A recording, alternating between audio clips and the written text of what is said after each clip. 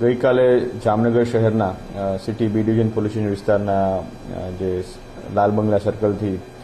પીડબંજન તરફનો જે રસ્તો છે ત્યાં એક હત્યાના પ્રયાસનો બનાવનો ગુનો દાખલ કરવામાં આવેલો છે। આ બનાવની વિગત મુજબ જે આ કામના ફરિયાદી છે જેનું નામ છે શાહનવાઝ મોહમ્મદ હનીફ અબ્દુલ કરીમ ખિલજી, તેમના કહેવા મુજબ તેમના સગા છે અસલમભાઈ ખિલજી,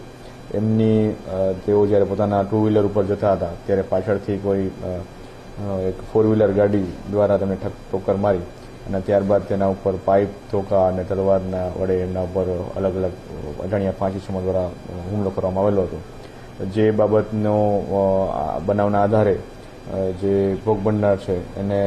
સારવાર અર્થે હોસ્પિટલમાં ખસેડવામાં આવેલા હતા અને ત્યારબાદ city B division police station દ્વારા બનાવની તપાસ ચાલુ કરવામાં આવી હતી અને જે ફરિયાદ છે એ ફરિયાદમાં ભારતીય ન્યાય સંહિતાની કલમ 109(1), 117(1), 118(1), 115(2), 352, 51(3), 61(2), 189(1), 190 તથા જીપી એક્ટની કલમ 135 મુજબનો ગુનો દાખલ કરવામાં આવેલો છે। જેમાં કુલ આરોપી જુનેદ ઉર્ફે પાવડરિયો ઉર્ફે જુનિયો રજાકભાઈ ચૌહાણ, ઇશ્તિયાક ઉર્ફે ચોટલી વધુભાઈ કુરેશી, સલીમ વલીભાઈ ખિલજી, હબીબ કફી, સમીર ઉર્ફે ચોર શકીલ ચૌહાણ અને અલ્તાફ કફી, આ અલગ અલગ 6 આરોપીઓ વિરુદ્ધ જે ફરિયાદી છે એમના દ્વારા પ્રાથમિક રીતે જે એફઆઈઆર આપવામાં આવેલી છે એમાં આટલી વિગત સામે આવેલી છે।